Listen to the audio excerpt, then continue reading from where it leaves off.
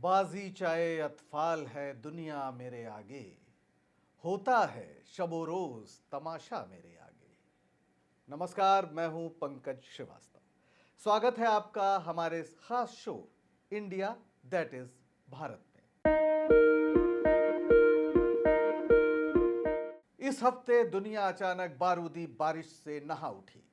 फिलिस्तीन के सीने पर अन्याय के चाकू से लिखे गए इजराइल के खिलाफ जारी जंग ने ऐसा खूनी मोड़ लिया कि लाल सागर हजारों बेगुनाहों के खून से थोड़ा और लाल हो गया। भारत में 5 महीने से जल रहे मणिपुर की ओर मुदी सरकारी आंखें इस धमाके से खुली और इजराइल के समर्थन में चमक उठी। हैरत की बात है कि लोकतंत्र की जननी का मेडल गले में लटकाने वाला निजाम मजलूमों के हक में आवाज उठाना गुनाह समझता है और इंसानों की तकलीफ देखकर रो उठने वाले कलम को देशद्रोही। 2024 के आम चुनाव की आहट ने राजनीतिक सरगर्मियां तेज कर दी हैं। नई गोलबंदी हो रही है, पर कौन किसके साथ है, कौन नहीं, कौन दिखावा कर रहा है, कहना मुश्किल है। चुनावी सर्वे वालों की दुकानें भी सज गई हैं। इस बीच कांग्रेस पार्टी को जैसे नई जिंदगी देने वाले राहुल गांधी ने सामाजिक न्याय का झंडा बुलंद कर दिया है। उनके तेवर से पक्ष विपक्ष सभी हैरान हैं, लेकिन जिन्हें आइडिया ऑफ इंडिया पर भरोसा है वे दुष्यंत कुमार की लाइनों को थोड़ा बदल कर बेहिचक कह रहे हैं। एक सच्चा आदमी है मुल्क में, या यूं कहो एक सच्चा आदमी है मुल्क में, या यूं कहो इस अंधेरी कोठरी में एक रोशनदान है। नफरत के बाजार में मोहब्बत की दुकान खोलने का ऐलान बहुत दूर तक सुना जा रहा है।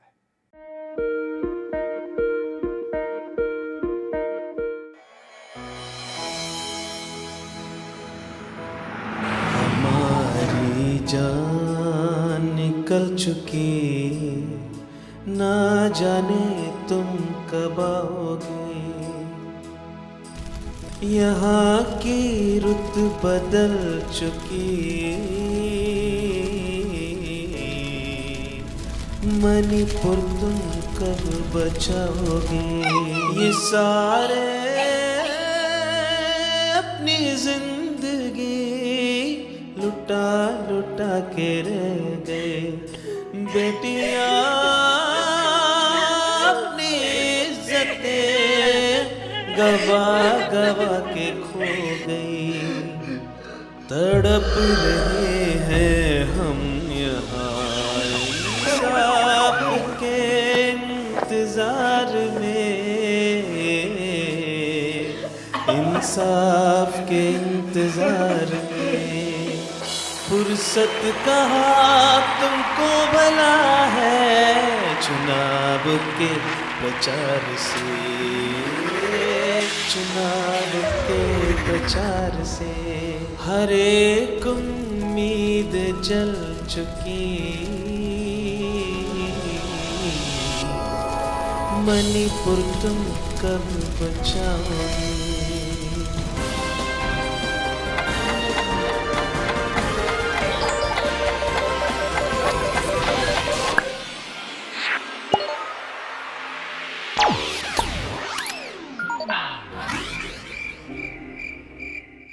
इस वीडियो में पैरोडी फिल्मी है, लेकिन इशारा बड़ा इल्मी है। 5 महीने से देश का एक राज्य यानी मणिपुर जल रहा है। वहां बीजेपी की डबल इंजन की सरकार है, जो पीएम मोदी के मुताबिक हर मर्ज की दवा है। लेकिन ऐसा लगता है कि मणिपुर को इस नुस्खे ने ही मरीज बना दिया है। हद तो यह है कि देश के प्रधानमंत्री ने वहां जाने की बात तो छोड़ दीजिए, शांति की अपील तक नहीं जारी की। एक बार मुंह खोला तो महज 36 सेकंड के लिए। कुछ लोग कहते हैं कि मणिपुर का नाम इजराइल होता तो मोदी जी के आंसुओं से अब तक नदी बन गई होती। क्यों कहते हैं वो ऐसा? दरअसल 7 अक्टूबर तड़के हमास ने इजराइल पर हजारों रॉकेट दागे, जिससे करीब 250 इजरायली नागरिकों की जान चली गई। इसके बाद वही हुआ जिसका अंदेशा था। इजराइल ने गजा पट्टी पर जवाबी कार्रवाई शुरू की और इस जंग में हफ्ते भर के अंदर 3000 से ज्यादा लोगों की जानें जा चुकी हैं। 3 लाख लोग बेघर हो चुके हैं और करीब 8000 जख्मी हैं। गजा के रिहायशी इलाके तबाह हो गए हैं और अस्पताल मुर्दा घरों में तब्दील हो गए हैं। हमास के हमले की खबर आते ही प्रधानमंत्री मोदी ने सोशल प्लेटफॉर्म एक्स पर लिखा कि वे इजराइल पर आतंकी हमले से स्तब्ध हैं और इस मुश्किल घड़ी में इजराइल के साथ खड़े हैं। इसी के साथ मणिपुर पर चुप्पी साधे बैठा मीडिया भी हमास के हमले और इजरायल की जवाबी कार्रवाई से पट गया। हर तरफ हमास के हमले को आतंकी कार्रवाई बताते हुए इजरायल को पीड़ित की तरह पेश किया जाने लगा। हमास ने जो किया वो निश्चित ही आतंकी कार्रवाई है, लेकिन अगर आप इतना कहकर रुक जाते हैं तो मतलब साफ है कि आप जूते के छेद से दुनिया देख रहे हैं। इस पूरी लड़ाई का एक संदर्भ है। भारतीय मीडिया ने इसे मुस्लिम और यहूदियों के बीच संघर्ष की तरह पेश किया, और अगर बात मुस्लिमों को विलन साबित करने की हो तो फिर आरएसएस से जुड़ा हर संगठन, हर व्यक्ति, फिर चाहे वो प्रधानमंत्री क्यों ना हो, सक्रिय हो जाता है। मणिपुर में चुप्पी और इजरायल पर आंसू एक ही रणनीति के दो पहलू हैं। वैसे प्रधानमंत्री मोदी का बिना फिलिस्तीन का जिक्र किए इजरायल का यूं खुलकर साथ देना भारत की घोषित विदेश नीति से उलट और न्याय के पक्ष को तिलांजलि देना है। बाद में विदेश मंत्रालय की ओर से इस गलती को सुधारा गया। इजरायल दरअसल फिलिस्तीन की धरती पर औपनिवेशिक सत्ताओं द्वारा जबरिया बनाया गया एक मुल्क है। आजकल सोशल मीडिया पर एक नक्शा वायरल है जिसमें दिखाया गया है कि 1947 में जहां फिलिस्तीन था वो अब छिटपुट इलाकों को छोड़कर पूरी तरह इजरायल कहलाता है। ये सब हुआ ताकत के बल पर। फिलिस्तीनी अरबों को अपने ही घर में कैद कर दिया गया।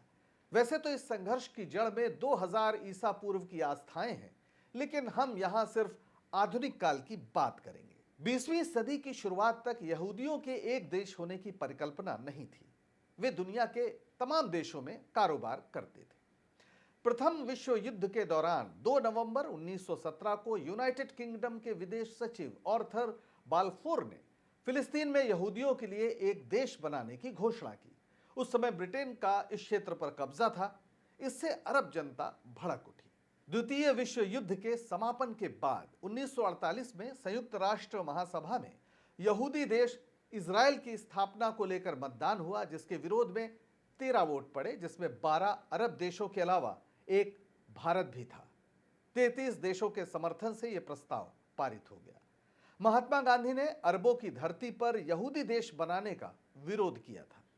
अरबों की धरती पर इजरायल बनने के विरोध में 1948, 1956, 1967 और 1973 में 4 बड़े युद्ध हुए, लेकिन अमेरिका और पश्चिमी देशों की मदद से इजरायल हर युद्ध जीतने में कामयाब रहा। लंबी लड़ाई का कोई नतीजा ना निकलते देख पीएलओ यानी फिलिस्तीन लिबरेशन ऑर्गेनाइजेशन के नेता यासिर अराफात शांति समझौते की ओर गए और वेस्ट बैंक में उनकी पार्टी अल फतेह का आज प्रशासन है। लेकिन गजा पट्टी हमास के नियंत्रण में है, जिसकी इजरायल ने हर तरफ से नाकाबंदी कर रखी है। यह आबादी के लिहाज से सबसे घना क्षेत्र है। 41 किलोमीटर लंबी और 10 किलोमीटर चौड़ी इस पट्टी में 22 लाख लोग रहते हैं। कैसे रहते होंगे आप अंदाजा लगा सकते हैं। 1987 में हमास का एक राजनीतिक दल के रूप में गठन हुआ, लेकिन 1992 में उसने अपना एक सशस्त्र विंग बनाया जिसने आत्मघाती हमले शुरू किए। उसने कभी भी इजरायल का अस्तित्व स्वीकार नहीं किया। 2006 में हुए एक चुनाव में उसे जीत मिली और तब से वो गजा पट्टी पर शासन करता है। भारत के सभी दल फिलिस्तीन की आज़ादी के समर्थक रहे हैं। अटल बिहारी वाजपेयी भी प्रधानमंत्री बनने के पहले से ही इजरायल पर अरबों की भूमि कब्जा करने का आरोप लगाते रहे हैं। उनका एक वीडियो पिछले दिनों काफी वायरल हुआ। ये कहा जा रहा है जनता पार्टी की सरकार बन गई, वो अरबों का साथ नहीं देगी, इजरायल का साथ देगी। आदरणीय मोरारजी भाई इस स्थिति को स्पष्ट कर चुके हैं। गलतफहमी को दूर करने के लिए मैं कहना चाहता हूं कि हम हर एक प्रश्न को गुण और अवगुण के आधार पर देखेंगे, लेकिन मध्य पूर्व के बारे में यह स्थिति साफ है कि अरबों की जिस जमीन पर इजरायल कब्जा करके बैठा है वो जमीन उसको खाली करना होगी। आक्रमणकारी आक्रमण के फलों का उपभोग करे, यह हमें अपने संबंध में स्वीकार नहीं है। तो जो नियम हम पर लागू है वो औरों पर भी लागू होगा। अरबों की जमीन खाली होना चाहिए। जो फिलिस्तीन है, उनके जो फिलिस्तीनी हैं, उनके उचित अधिकारों की प्रस्थापना होना चाहिए। इजराइल के अस्तित्व को तो सोवियत रूस ने, अमेरिका ने भी स्वीकार किया है, हम भी स्वीकार कर चुके हैं। मध्य पूर्व का एक ऐसा हल निकालना पड़ेगा इसमें आक्रमण का परिमार्जन हो और स्थायी शांति का आधार बने। जैसी की आशंका थी, हमास इजराइल की इस लड़ाई ने पूरी दुनिया को अपनी चपेट में ले लिया है। अरब देशों में इजराइल के खिलाफ जबरदस्त प्रदर्शन हो रहे हैं। उनकी नजर में हमास के लोग आजादी के लड़ाके हैं जो चाहते हैं कि एक स्वतंत्र और संप्रभु फिलिस्तीन बनाने के संयुक्त राष्ट्र संघ की घोषणा को अमल में लाया जाए। उधर अमेरिका समेत ज्यादातर पश्चिमी देश इजराइल के साथ हैं और हमास को आतंकवादी बता रहे हैं। विडंबना यह है कि संयुक्त राष्ट्र संघ आतंकवाद की कोई परिभाषा आज तक निश्चित नहीं कर पाया, क्योंकि बेगुनाहों को मारना भर अगर आतंकवाद कहलाएगा तो फिर अमेरिका जैसे देशों ने अफगानिस्तान से लेकर इराक तक जैसी तबाही मचाई है वो भी इसी श्रेणी में आएगा। यहां तक कि संयुक्त राष्ट्र संघ ने हमास को इस हमले के बाद भी आधिकारिक रूप से आतंकवादी संगठन नहीं बताया। अजीब बात यह है कि भारत का मीडिया पूरी तरह इजराइल के पक्ष में खड़ा है, लेकिन खुद इजराइल में ऐसे भी अखबार हैं जो अपनी ही सरकार को दोषी ठहरा रहे हैं। इजराइल के एक बड़े अखबार हारेत्स ने इजराइल के पीएम बेंजामिन नेतन्याहू को निशाना बनाते हुए लिखा है। प्रधानमंत्री बेंजामिन का पूरा ध्यान अपनी सरकार बनाने पर था। उन्होंने फिलिस्तीनियों के अस्तित्व और अधिकारों की अनदेखी की। यकीनन नेतन्याहू अपनी जिम्मेदारी से बचने की कोशिश करेंगे। वो सेना, सैन्य, खुफिया और शिन बेट सुरक्षा सेवा के प्रमुख पर दोष डालेंगे, जिन्हें अपने पूर्व के उत्तराधिकारियों की तरह यह अंदाजा नहीं था कि यौम किप्पुर त्योहार के मौके पर हमास का हमला हो जाएगा। हमले की मामूली संभावना की वजह से तैयारी की जरूरत महसूस ही नहीं की गई। ध्यान दीजिए, इजराइल का अखबार फिलिस्तीन के अस्तित्व की अनदेखी का सवाल उठा रहा है। यह स्वतंत्र पत्रकारिता की पहचान है। युद्ध के समय भी सरकार के खिलाफ लिखने पर कोई पाबंदी नहीं है। यही नहीं, कुछ यहूदी समूह अपनी सरकार के खिलाफ प्रदर्शन भी कर रहे हैं। उनका कहना है कि हमास जैसे कट्टरपंथियों को ताकतवर बनाए रखना बहुमत का संकट झेल रही नेतन्याहू सरकार की दीर्घकालीन रणनीति का हिस्सा है। अब जरा भारत पर निगाह डालिए। भारत में सरकार की नीतियों पर सवाल उठाना ही देशद्रोह कहलाने लगा है। ताजा मामला प्रसिद्ध लेखिका अरुंधति रॉय का है। यकीन नहीं होता कि विश्व प्रसिद्ध बुकर पुरस्कार से सम्मानित मशहूर लेखिका अरुंधति रॉय पर मुकदमा चलाने की इजाजत दिल्ली के उपराज्यपाल वीके सक्सेना ने दे दी। 2010 में उन्होंने जेल में बंद कश्मीरी कैदियों के सवाल पर एक आयोजन में कुछ बातें कही थी जो सरकार की नजर में राजद्रोह है।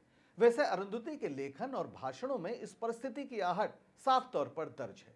अरुंधति रॉय को हाल में उनके निबंध आजादी के फ्रांसीसी अनुवाद लिबर्टी, आजादी, फासिज्म, फिक्शन के लिए 45वें यूरोपीय निबंध पुरस्कार से सम्मानित किया गया था।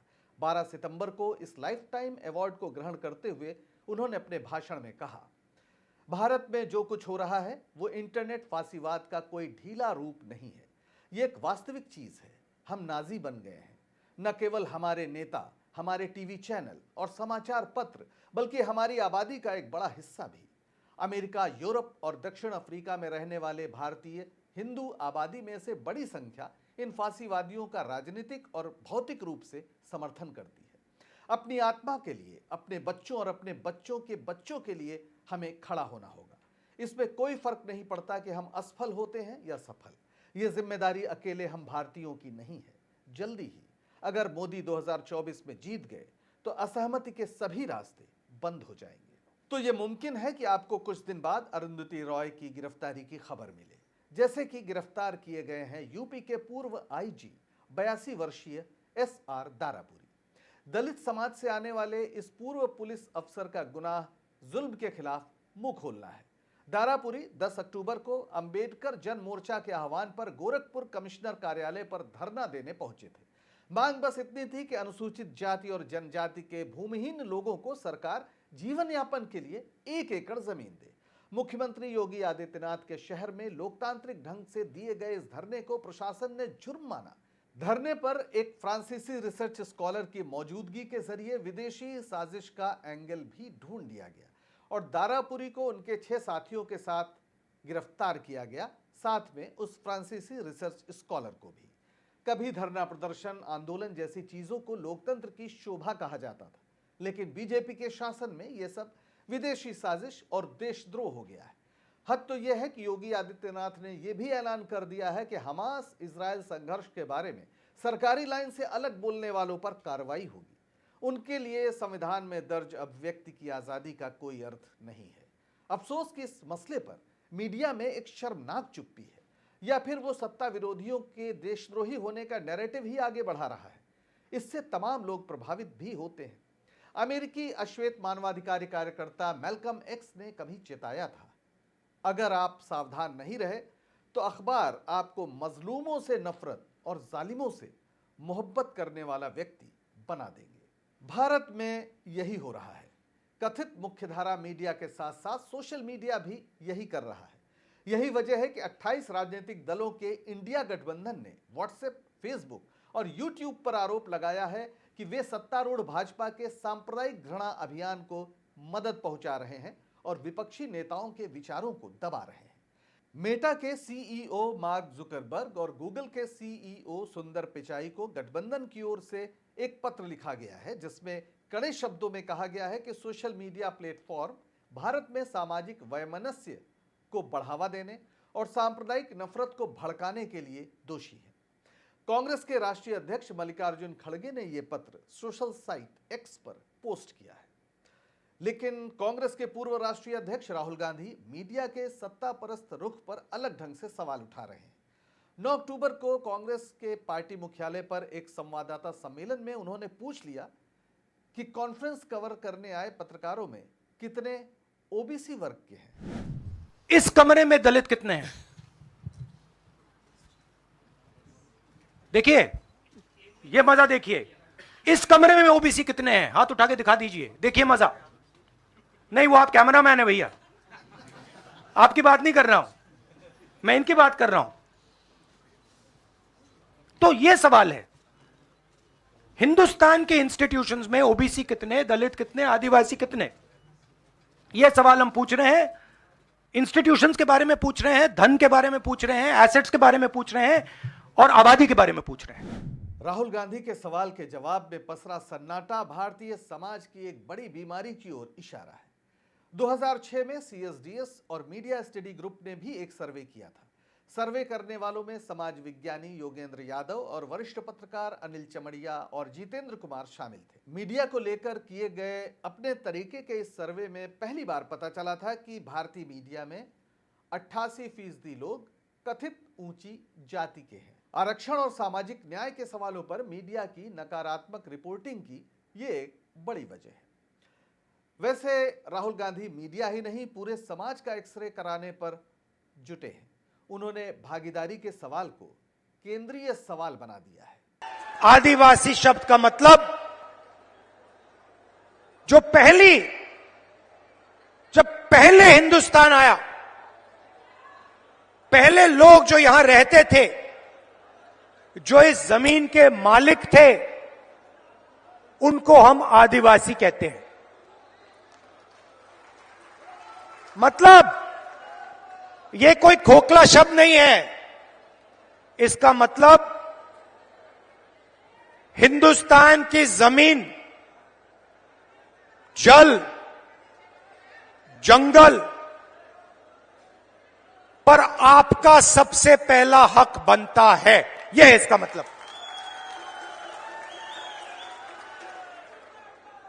दूसरी तरफ वनवासी, मतलब आपका जमीन पे हक नहीं बनता, आप तो जंगल में रहते हो। इसीलिए बीजेपी के लोग, बीजेपी के नेता आदिवासियों पर पेशाब करते हैं। और जब कोविड का समय आता है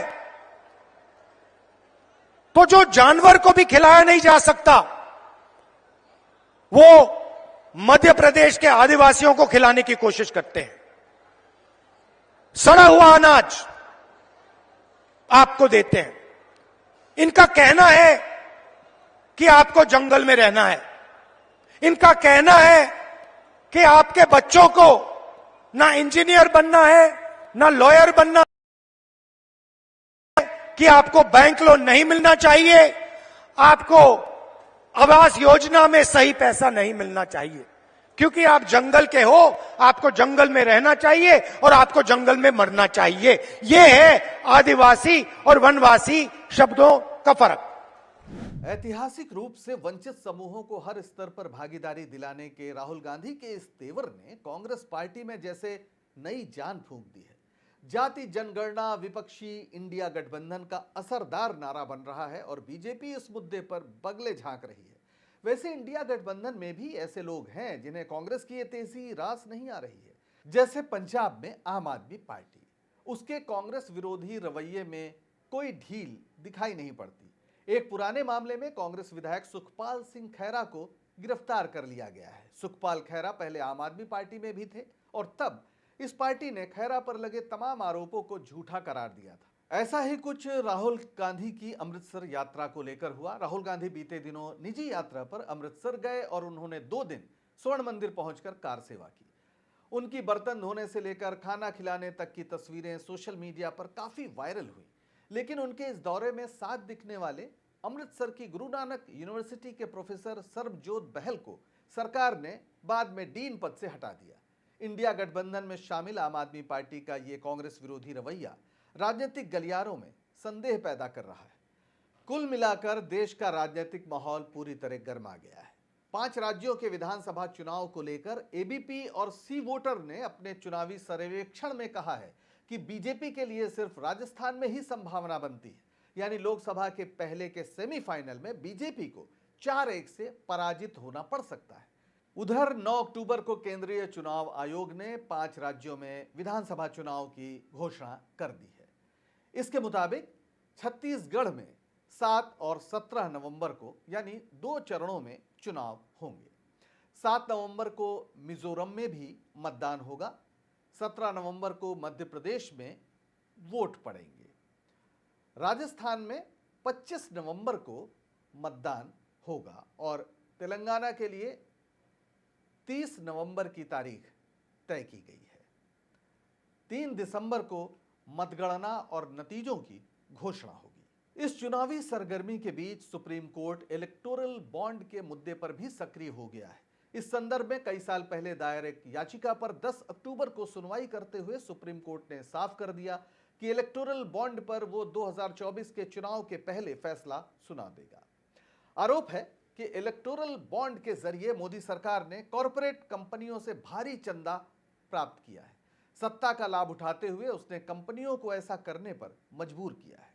2017 में मोदी सरकार ने इलेक्टोरल बॉन्ड की स्कीम शुरू की थी। इसके तहत स्टेट बैंक साल में 4 बार इलेक्टोरल बॉन्ड जारी करता है। कोई भी कंपनी इलेक्टोरल बॉन्ड खरीदकर किसी भी पार्टी को दे सकती है चंदे के तौर पर। पहले राजनीतिक दलों को चंदा देने वालों का नाम सार्वजनिक होता था, लेकिन इलेक्टोरल बॉन्ड का लेन देन गोपनीय है। इलेक्टोरल बॉन्ड की खरीद बिक्री को आरटीआई से भी बाहर रखा गया है। यही नहीं, चुनाव आयोग भी इलेक्टोरल बॉन्ड की जांच नहीं कर सकता। पहले कॉरपोरेट कंपनियां अपने मुनाफे का 7.5% तक ही राजनीतिक दलों को चंदा दे सकती थी, लेकिन कंपनी एक्ट में तब्दीली करते हुए मोदी सरकार ने चंदा देने की सीमा ही हटा दी। एसोसिएशन फॉर डेमोक्रेटिक रिफॉर्म्स यानी एडीआर की रिपोर्ट के मुताबिक इलेक्टोरल बॉन्ड से दिए गए चंदे का करीब 70% अकेले बीजेपी के खजाने में गया। एडीआर की रिपोर्ट के मुताबिक बीजेपी को 2016 से 2022 के बीच 10,122.03 करोड़ रुपए और कांग्रेस को महज 1,574.43 करोड़ रुपए का चंदा मिल सका।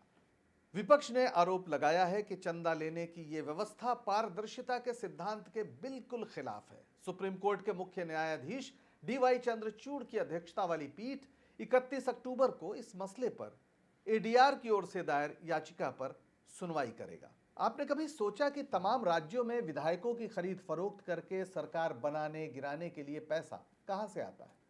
बीजेपी के ऑपरेशन लोटस के लोटे में इलेक्टोरल बॉन्ड का पानी भरा हुआ है। आइए अब जरा फिल्मों की बात हो जाए। फिल्म फेस्टिवल का नाम सुनते ही हमारे ख्यालों में जगमगाती रोशनी से भरे ऑडिटोरियम और फिल्मी सितारों की लगदग तस्वीरें जादू जगाने लगती हैं। लेकिन हम आज जिस फिल्म फेस्टिवल की बात कर रहे हैं उसके लिए 3 टप्पर का थिएटर बनाया गया था। यह फेस्टिवल 7 अक्टूबर को बिहार के किशनगंज में हुआ। एक प्राइवेट कोचिंग संस्थान इल्हाम एकेडमी और सीमांचल लाइब्रेरी फाउंडेशन के सहयोग से सिनेमा इन स्कूल अभियान के तहत यह फेस्टिवल आयोजित किया गया। इस एक दिवसीय फिल्मोत्सव में दुनिया के तमाम देशों की छोटी बड़ी करीब 10 फिल्में दिखाई गईं। इन फिल्मों के जरिए बच्चों ने न सिर्फ दुनिया की सैर की बल्कि सिनेमा विधा के बारे में भी जानकारी हासिल की। इस आयोजन की तैयारियों में भी बच्चे बड़ी लगन से शामिल नजर आए। उन्होंने टीन और बांस बल्ली वाले थिएटर हॉल को सजाने संवारने में कोई कसर नहीं छोड़ी। कक्षा 1 से कक्षा 12 तक के करीब 500 बच्चों को 2 समूहों में बांटकर फिल्में दिखाई गईं। सिनेमा इन स्कूल नौजवान फिल्मकारों का एक अभियान है जिसके तहत ये लोग दूर दराज के स्कूलों में जाकर बच्चों को फिल्में दिखाते हैं।